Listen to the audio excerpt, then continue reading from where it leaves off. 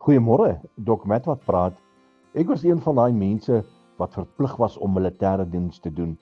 Nou iets wat nog al die tyd vars in my gedagtes sit en wat vasgeslaan het, is al die bevele wat ons altyd gekry het.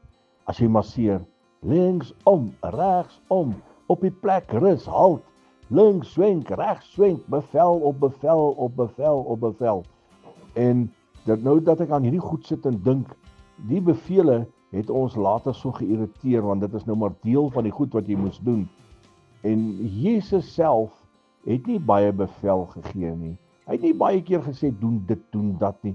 Maar een groot bevel wat hy gegee het, is, gaan heen en maak disippels van alle nasie.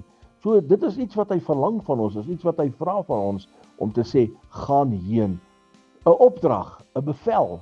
Gaan heen en maak disippels van alle nasies en leer hulle en doop hulle in die naam van die Vader, Seun en Heilige Gees en leer hulle God se gebod, leer hulle God se grootheid. Dis 'n bevel wat van ons gegee is. Doen ons hierdie bevel? Doen ons dit wat vir ons beveel word?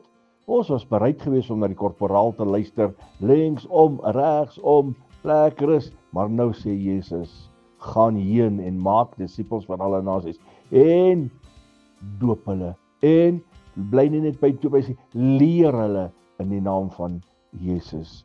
My vriend, laat ons luister na hierdie groot bevel.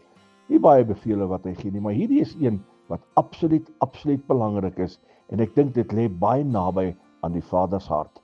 My vriend, luister, doen wat beveel is. Herlewingsgroete.